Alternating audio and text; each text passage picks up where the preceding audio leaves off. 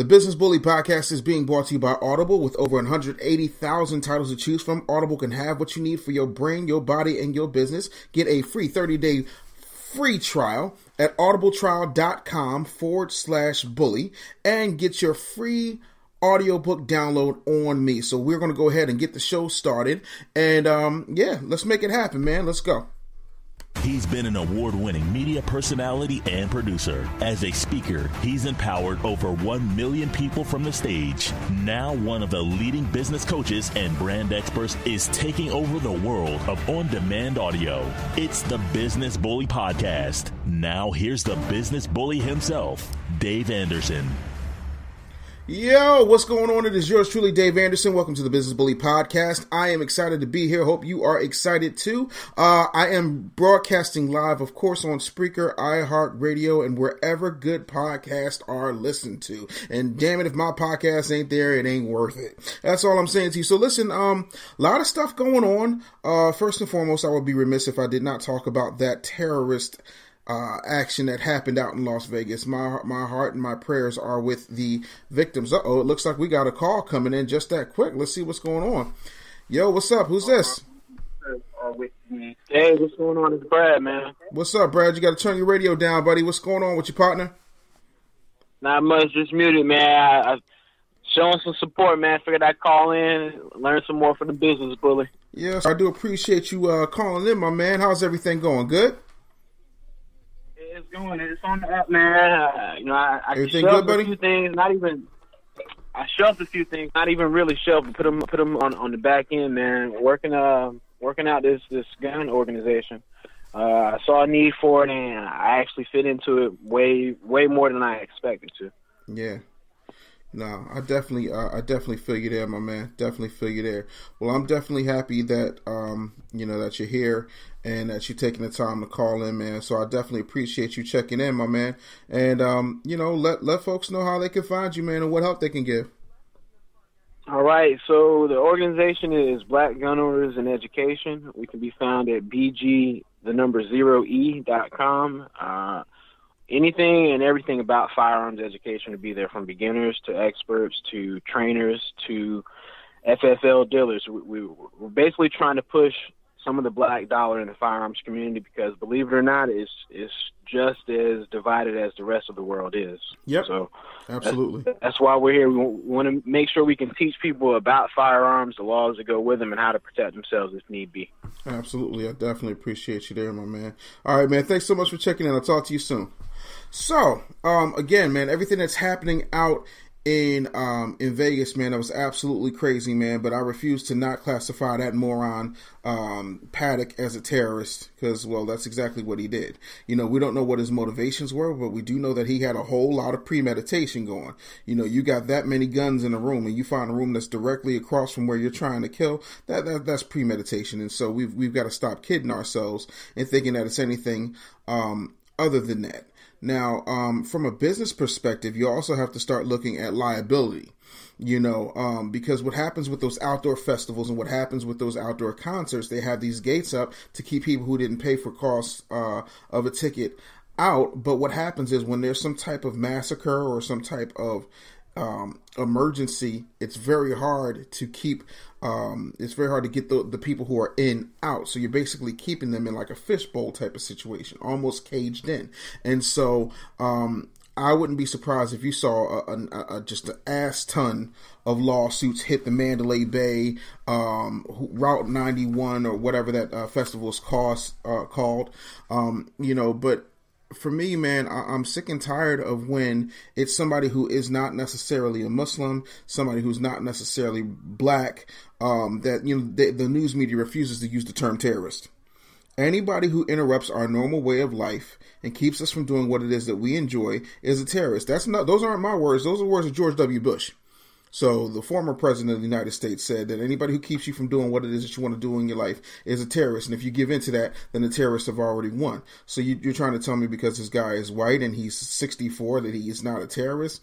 Man, please. Miss me with the nonsense.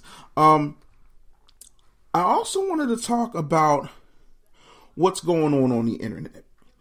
On the internet, I see a lot of folks running around here claiming to be coaches, doing complete and utter nonsense. And it's really like, it's not even a feelings thing. It's more like, really, dog, like for real, like I don't even understand how you can even, fix your mouth to act like you're doing anything remotely legitimate.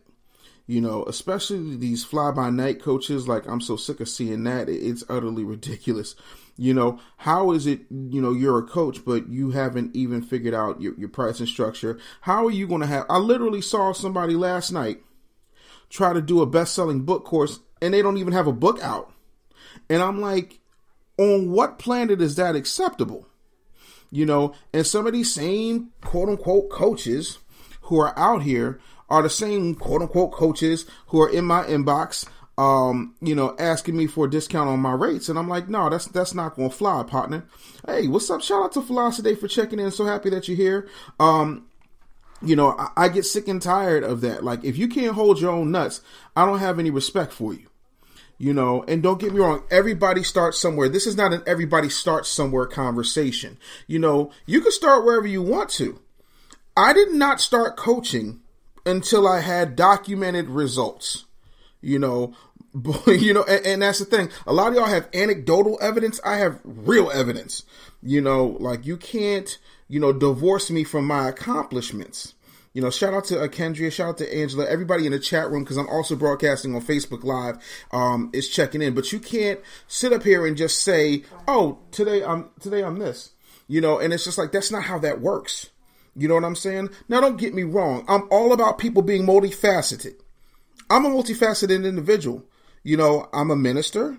I'm an artist. I am a best-selling author. I am a speaker. I'm an entrepreneur.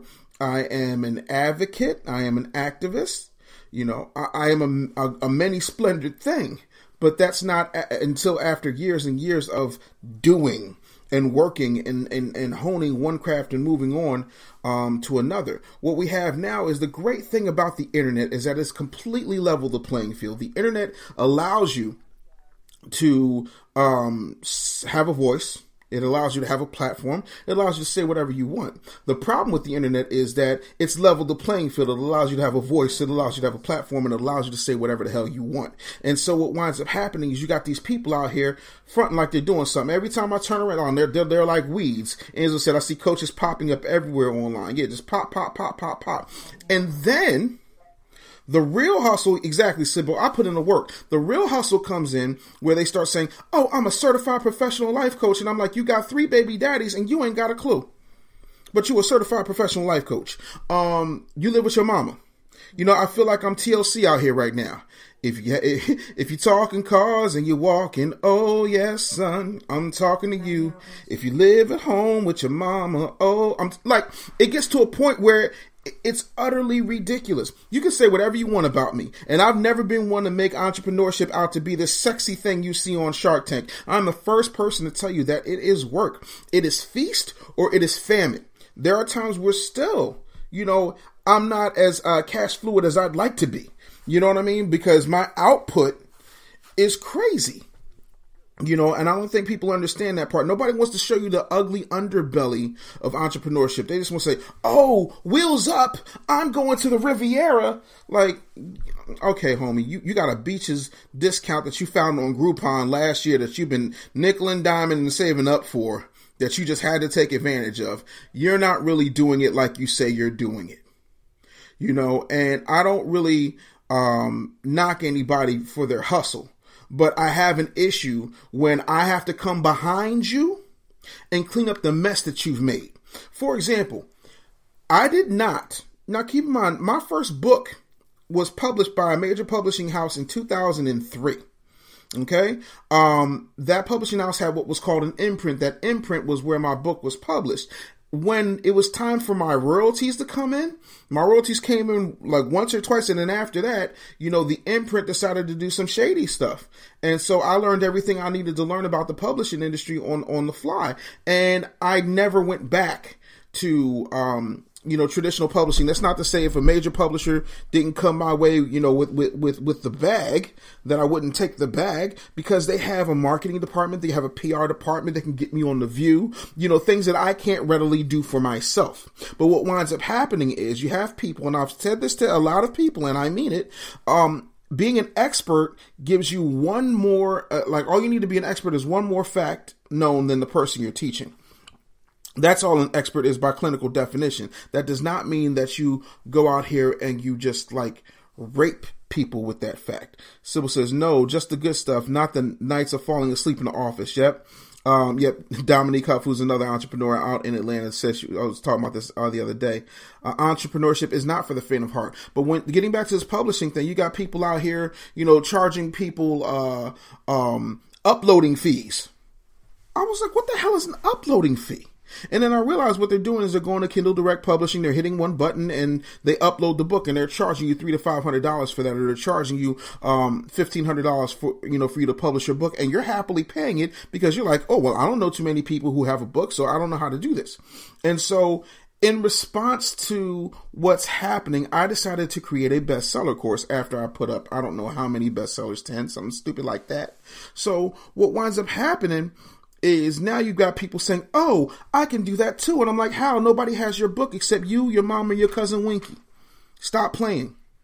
You can't move the needle. Also, these publishers call themselves publishers, but they don't have a marketing department. They don't have a PR department. They can't help you get booked anywhere. They can't help you put your book in the stores. They don't know how to create any type of momentum. But then you want to come hop in my inbox, send me an email talking about, oh, well, your program's $1,000. Yeah, my program's $1,000, but you're going to make money and you're going to have a guaranteed bestseller. So you can do whatever it is that you want.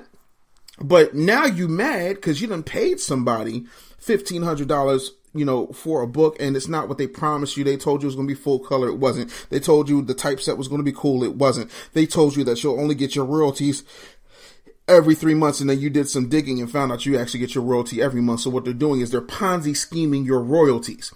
If I'm going to tell it, then I got to tell it all. And that's the problem. Nobody wants to have the real conversation. And then so when I come along and I tell you the truth, y'all get mad at me. But then you want to go off here, and be like Fleetwood Mac and go your own way. And then when you come back to the bully, you're like, oh, well, Mr. Look, hey, see what had happened was I had, and then see, and they did this. So now you want to punish me for the mistakes that you made by making a choice I told you not to make. But you did it anyway because somebody came along and showed you a shiny little widget and you just decided that was going to be it. Oh, I got my book sitting at the publisher. And that's exactly what it's doing. It's sitting at the publisher doing nothing. So now you and, my grandmama got a recipe book that, only 20 people going to see. Good job. Let me give you the golf clap. Congratulations. Now, when you look at, this game, and I'm going to start calling them what they are. You know how if you are an animal advocate, you don't like leather, you'll get faux leather. Or if you're an animal advocate because you like nice little furry creatures, you'll have faux fur. I'm calling these people what they are. They are fauches. They are phony coaches. They are faux coaches. They're fauches. So these fauches are running around here like roaches, needing to get stomped on. But when you start shining a light on them, what do? They scatter. They're fauches. And these fauches are making it so bad that when legitimate coaches come around, then you got to come around with a sample of your DNA, the kidney of your firstborn, a resume, a dossier, a 5-point plan. Then people want you to sit up there before they sign a contract, before they give you a deposit, before they cut the check or even making a commitment to you. They want you to run down each and every single thing you're going to do for them. Birth certificate, like you Trump looking after Obama. They want you to run down everything that you want to do for them before they cut you a check. And it's like, no. This here is, you don't know. That's not going to happen because I'm not going to give you a blueprint so that you can go and run down the road with it. To me, that's ass backwards. And no, I am a big believer in one thing. the customer ain't always right, because 9 times out of 10, especially in my line of work, the customer doesn't know what the hell he or she is talking about. I've had clients tell me, oh, well, I want to do this because that's what everybody else has done. And I'm like, you want to be what everybody else is, or do you want to win? The customer is not always right. Let's stop with that old adage, because it's a myth. However, the customer is still the customer. And what winds up happening is you want to be sure that you're taking care of the customer. And sometimes taking care of the customer goes beyond bending over and blowing smoke up their ass. Sometimes helping and taking care of the customer means that you're doing something counterintuitive to what they're used to. Helping the customer means that you tell them, hey, listen, don't do that. You're going to fall off the cliff, numbnuts. And we have got to be okay with that. If you wanted to call in, you definitely are welcome to do so. The number is 215-392-0422. If you have not shared the podcast out, if you have not subscribed to the podcast, I suggest you do so. Again, the number is 215-392-0422. And we're here rocking and rolling, man, because I wanted to just take some time and really talk about the truth of the matter, because everybody out here ain't a bad coach. That's like saying every dude out here who's single ain't shit. Like, nah, there are some good coaches out here who deserve your respect and who deliver results. But a lot of you get in your own way. I have people, right? And this is the other thing that kills me. There are people who want you to chase them down. Like, they've already paid their money. They've missed appointments. They don't show up. They don't return calls and don't return emails. And then they want to come to you, 2-3 months later, 6 months. Hey, I want a refund. Like, what you want a refund for? You didn't do anything. Whose fault is that? You never bothered to put in the work. Somebody told y'all that coaches are Ron Popeil, the creator of Mr. Microphone and the Popeil electric food dehydrator. Like, you're just supposed to set it and forget it. No, you have to work. That's like if Michael Jordan got Phil Jackson to the Bulls and he's like, all right, Phil, now that you're here, win us the championship. The coach is going to be like, I don't play ball anymore. I'm the coach. You still have to go and dribble the ball and get the assists and get the rebounds and shoot the shots and give and go and alley-oop and dunk the ball and new highlights for SportsCenter. I can't do that part for you. I can keep you from making stupid mistakes. I can give you the guidance of my expertise and the advantage of my experience. But I'm not going to give you a reach around and allow you to just do whatever. Like, that's not how any of this works. You have to put in work. And any of my clients will tell you, like, if we sit in a group setting or we're sitting on the phone and I'll say, hey, I need you to do this. And they're like, but Dave, I'm not comfortable with that. Oh, I'm so sorry.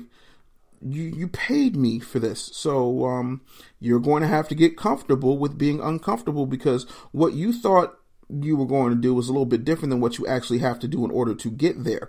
What winds up happening is everybody thinks, because they see the end result for people, that that's all it is. It's like flip the switch, end result, flip the switch, end result. No, there's a lot of twists and turns in the process getting from where you are to where you want to be.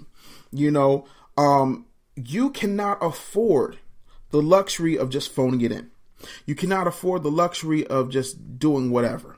There is strategy. And some folks don't have the time, or I'm sorry, let me take that back. Some folks don't have the patience to execute the strategy, because they want to start, balling. They want to go from zero to Dave real quick. And it's like, nah. Because you weren't there when I was eating shit. You weren't there when I had no money for groceries. You weren't there when I was washing up in the gas station sink. As the old saying goes, you wasn't in the gym shooting free throws with me. So it takes a lot to get to where you need to be. And I think that's extremely important. But like the pop-up stuff, like after a while, it's just like, stop. Like, seriously, can we not do this? Can we be better than what we're being? Where is the ambition for folks? Where is the level of expectation? That's the thing that really, kind of just like boggles my mind. And it's cuckoo to me. Hey, Francesca, thanks so much for being here. I do definitely appreciate you coming through. So I just wanted to say hey to some folks and see what's going on there. But yeah, man, like every time I turn around, somebody is popping up, and it gets to a point where you're cleaning up messes over and over and over again. And nobody wants to do that. Nobody wants to be the person who is cleaning up messes, So, it pains me, because there's so many more things that you could be doing that you're not doing, and that in and of itself is crazy. So, having said that, let's talk about current events, shall we? Let's talk about Donald Trump. Let's talk about your president. I have to say that what Donald Trump did in Puerto Rico is utterly despicable. How do you just take paper towels and start throwing them at people? Like, it's people without water. It's people without electricity. It's people who don't have any hope. Like, you're the president of the United States. You're supposed to be coming through and taking care of your citizens. Like, that's job one. Like, I state your name, promise to protect and defend the Constitution of the United States and the people it serves. Like, that's what you're supposed to do. And you like, here's some paper towels. It was almost like he had a t-shirt launcher and was throwing, t-shirts into the crowd. Like, paper towels ain't gonna cut it. The last thing I'm thinking about when I was homeless was some brawny. Like, I was thinking about something a little bit more substantial, and it's sad to me, that folks don't really pay attention to what's going on around them, and then they wonder what's happening.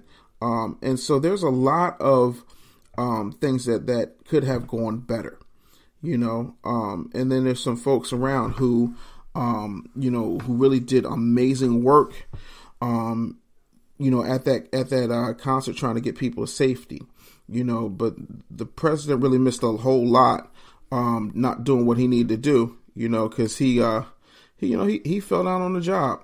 In my professional opinion, I feel like, while I feel like the country can benefit from being run like a business, it has to be run like a successful business, and a successful business puts its people first.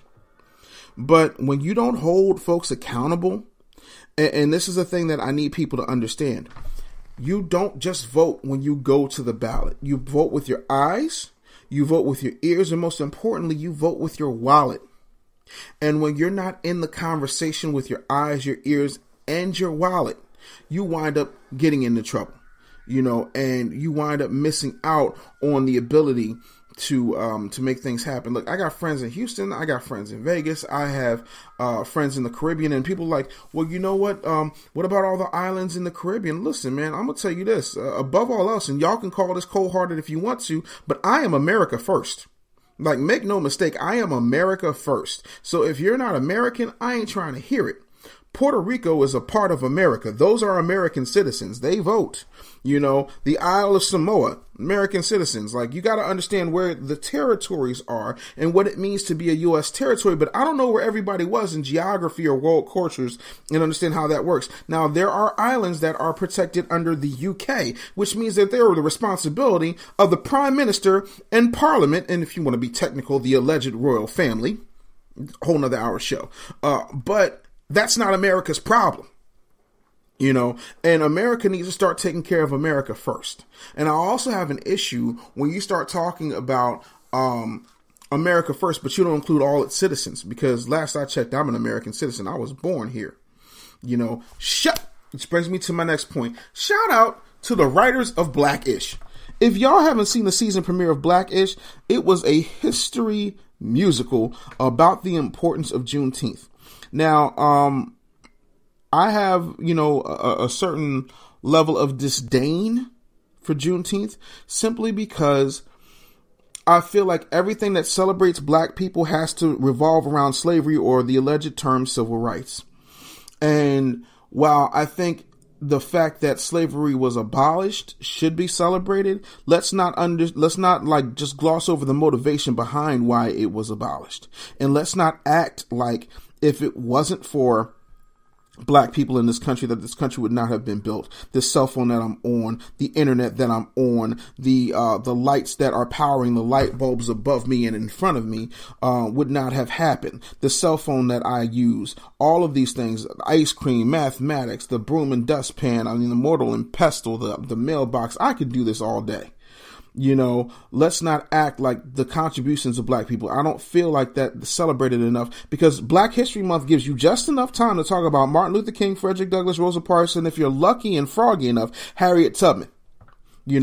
And so, ending slavery doesn't really do much for me. Half y'all still believe Eli Whitney invented the cotton gin. In case y'all didn't get the memo, Eli Whitney was white, and why would a white man break his neck to invent something that was going to make it easier to pick cotton?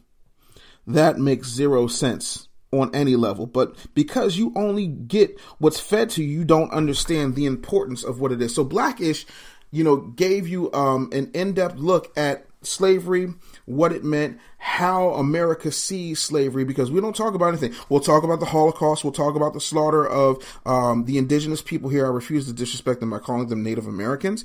We'll talk about all of those tragedies, but when it comes to black people and the injustices that they still experience to this day, we kind of get silent on that. And when I say we, I'm a part of America. So Americans tend to get silent on that. And that to me, is an entire mess.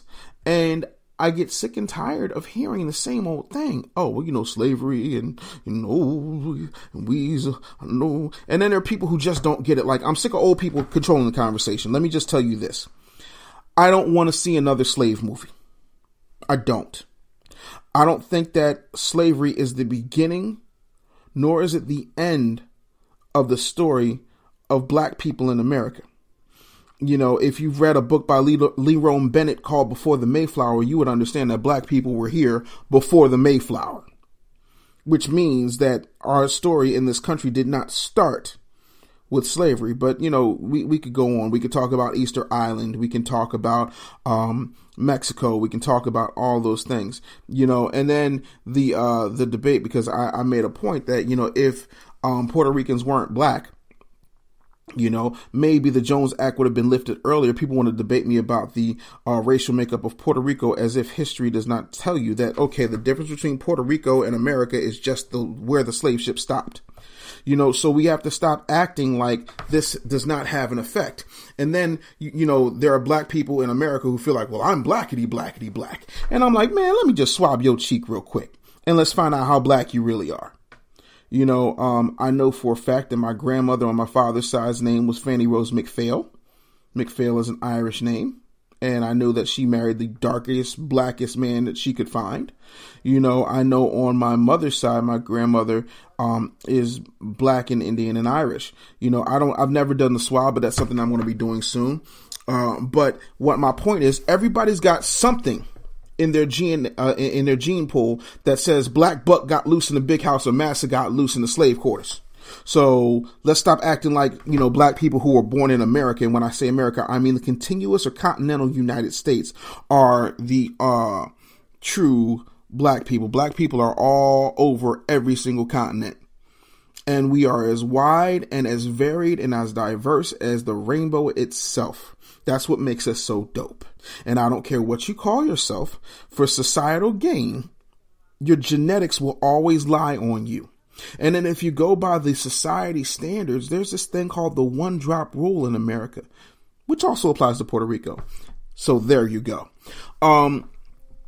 So I want to make sure that we start having real conversations about what makes sense. And when it comes down to business and when it comes down to growth, I looked all around because I didn't see any programs for young black boys. And I realized that as a black man, it is my responsibility to help our young black boys who often go neglected and overlooked if they don't have a wicked jump shot or can, be an amazing wide receiver or quarterback. So I'm starting a program called Black Boys Win, which will launch in January. And the program is going to be an online school where we talk about entrepreneurship, where we develop businesses, where we talk about personal and professional development. And aside from the online components of the school, we're also going to have 2 major field trips that are going to take place twice a year. So the program in and of itself is for a year, after which we stick with you for life as far as mentorship goes. At the end of that year, you should have seed money, or should have raised and developed enough seed money to start, develop, and grow your business. Because that's a conversation we don't have enough of. Everybody is not a Rhodes Scholar by society standpoint. I got a 710 on my SATs, but I graduated at the top of my class. So am I smart or am I dumb? That's a good question. I'm not the most athletically inclined person. I can hold a note, but they cut the music programs. I was playing 7 instruments by 10th grade, and they cut the music programs at school. And so you have young black boys who are in the hood, but not of the hood, who aren't doing what it is they could be doing because they did not get an opportunity. And I thank God every day that I got an opportunity, because without that opportunity, God only knows where I'd be. You can have all the praying grandmamas you want. You can have all the great aunts and uncles you want. Your daddy could be there or not be there. But sometimes it takes an opportunity, because what if your family is one of these traditional families? Everybody just goes and gets a good job. You got a good job. Gotta get a good job. And it's just like, I don't want to go work for somebody else. Like even Dame Dash said, how can you call yourself a man if you go working for somebody else and calling somebody else boss, and they dictate when you go to the bathroom and how many vacation days you have? You want to take a vacation? Take a vacation. But if we're not showing them that it's possible, they will only go as far as the level of their eyesight.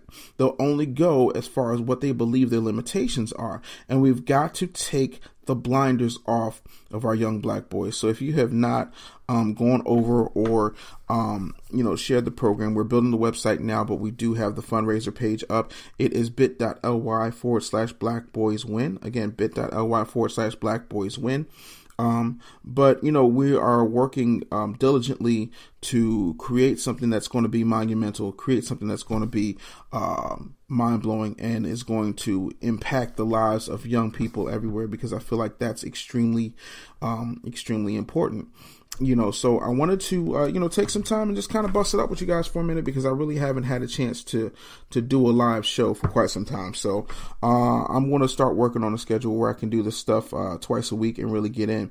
But these foaches out here have got to stop. And if you see a foach, you got to point them out, because these foaches are like roaches, and they need to be stomped on or shown a light on so that they can scatter like the disgusting vermin they are. Stop just looking at the sexy and start dealing with the actual ability to make something happen, because we don't do enough of that, and then we'll praise folks. And that's another thing. I'm on the subject. Some of you have Stockholm Syndrome. Now, for those of you who don't understand what Stockholm Syndrome is, and I'm speaking specifically to black people, Stockholm Syndrome is when you're so in love with your captors that you believe and base everything that someone does as an accomplishment based on the level of love and or adoration they get from the captors, because you then fall in love with your captors. It's a crazy thing. I have people talking about, hey, it's amazing that you're going to be sitting down with Gary Vee, man. That's a big thing. I'm like, so is that a big thing, or the fact that I made millions of dollars for Nutrisystem, ADT, iHeart, Radio One? But none of that's big. But me sitting down with another entrepreneur is big for you. Woo!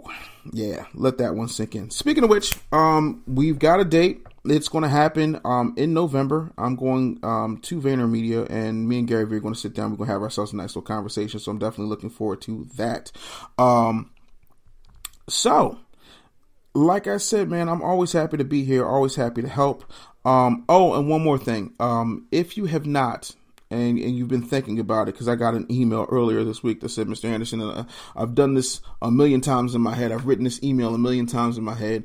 But I've gone ahead and I've scheduled a discovery call with you, because I think you can help me get to where I need to be. I have this business, but I don't know how to flesh it out. I don't know exactly what to do.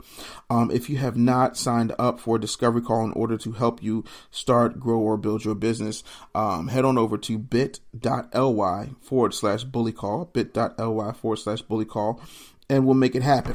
Also, I got to get stuff out as it comes to me. One thing that I would like you to do is, if you have an idea, if you have something that you want me to talk about, if you have a subject that you want me to talk about, if there is a guest that you want me to get on my social media. Everything is The Business Bully for the most part. I think it's on Snapchat and Twitter is DA Business Bully, but everywhere else it's The Business Bully, TheBusinessBully. And let me know what's what. Or you can always email me directly. My email has not changed. Dave@businessbullyshow.com. Dave@businessbullyshow.com. And my dog is barking, so that must mean it's time for her feeding. So I'm going to wrap this thing up, man. But I will check you guys out later. Thanks so much for being here. And y'all take care. And as always, get out of your feelings and into your business.